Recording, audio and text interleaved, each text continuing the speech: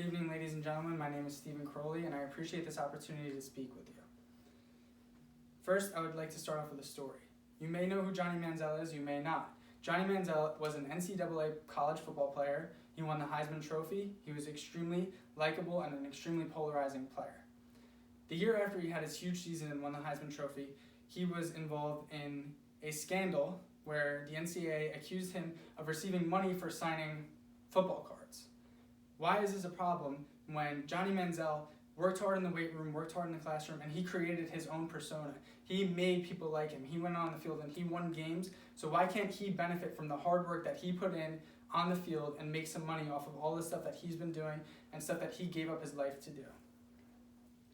This is just an example of the hypocritical NCAA economy with their rules and regulations that exploit college football players for money, when these college football players should be receiving money.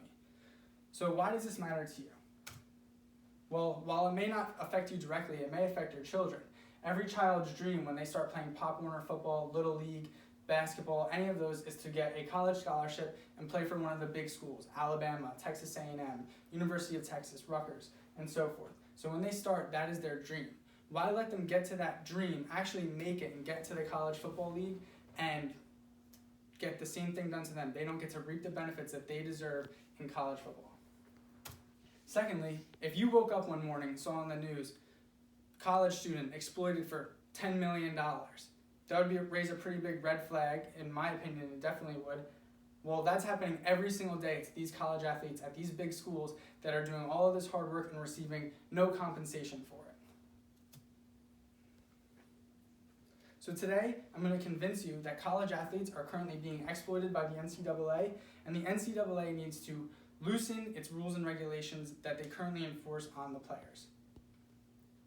The problem is the hypocritical NCAA, and they are currently exploiting athletes to the extreme.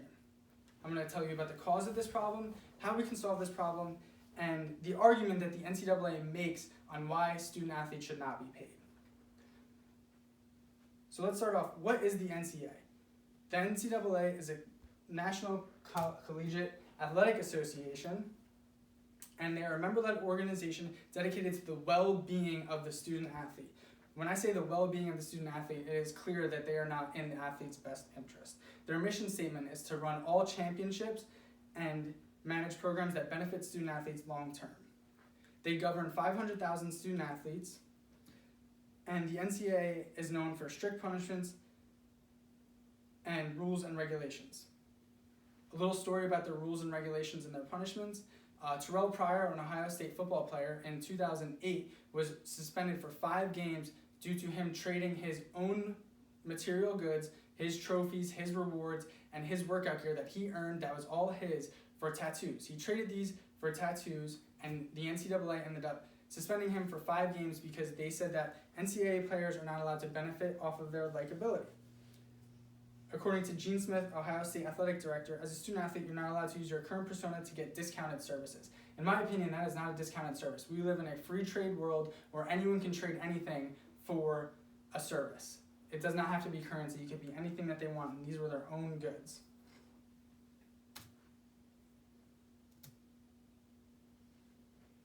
So NCAA likeness. What do I mean by likeness? I mean, for instance, Johnny Manziel. Everybody loved Johnny Manziel. He created a persona where everybody wanted his jersey. Everybody wanted a picture of him. People went out to specifically see Johnny Manziel.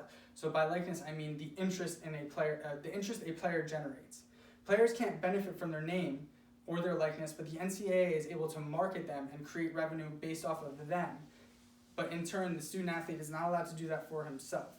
The NCAA markets based on likability. You won't see some Joe Schmo on a marketing ad. You will see the Johnny Manziels, the Tua Tuluas, and the top college players out there. For instance, the University of Alabama reported $143 million in athletic revenues, more than 30 NHL teams, and 25 of the 30 NBA teams. If they're able to make $143 million, pay their coaches $2 million a year, why are players not seeing any of this money? Another study by Mark Edelman, an economics sports writer done January 2016, found that student athletes and succeeding football schools improve the application rates and caliber of admitted students at certain universities. So this is the rule of the NCAA based on likeness. Any commercial items with names, likeness, or pictures of student athletes may be sold on the member of the institution the student athletes are enrolled. So the NCAA is allowed to benefit off of the player, but the player is not allowed to benefit off of themselves. This is an example of the top 10 schools and the amount of money that they make. For example, Texas, $214 million. A&M, $211 million. These are hundreds and hundreds of millions of dollars that players do not see a cut of. When you go to a game, you don't go to see the coaches, you don't go to see the athletic director, you don't go to see the stadium, you go to watch the players play. They're the ones that are creating the revenue. So what is the cause of this problem? The NCAA is treating players as free employees. Players are used in marketing campaigns. For example, this one right here. 2 of the top players in the country are used to advertise for a game while these players see nothing from this marketing ad. This happens because of lack of knowledge by the athlete. Most of these athletes are young, inexperienced students that are straight out of high school, 17, 18 years old, and they have no idea how much money they could possibly make and how they could benefit themselves and do as well as they possibly can in this short amount of time. These are young kids, and the NCAA has rules against them having a mentor or a sports agent, which in my mind is completely ridiculous that you can't have someone guiding you through the way because the NCAA thinks that mentors and sports agents means that you will be illegally gaining money. Another reason that student athletes do not push for money is because they have a fear of punishment by the NCAA. The NCAA is given too much power with no checks or balances. So what's the solution to this problem? Well, a study shows that student athletes work 43.3 hours per week. That's a full-time work week, and they make no money while they're doing this. My solution is that they should be offered a monthly stipend of $5,000 to benefit them because they are not able to get a job, because they are so busy putting time into their craft and into schoolwork that they have no money in their pocket. So this monthly stipend can solve these problems. Since they're being treated and used like employees, they should be able to receive a cut of the revenue that they are generating. The NCAA should also allow current and former players to benefit from the use of likeliness. They should be able to host their own events, sign their own signatures, and sell their own pictures for money. The argument of the NCAA is young college kids will blow money stupidly. But my rebuttal to that is if you allow them to have a sports agent and loosen those restrictions and have a mentor and an agent guiding them through this process, they can put the money into an account and then they can guide them through the process. Also, instead of receiving the revenue in a lump sum, you can put money into an account that they receive after the time that they graduate. So to conclude, I think the NCAA should loosen restrictions, allow players to be represented by an agent, and they should receive a cut of the service revenue that they are generating.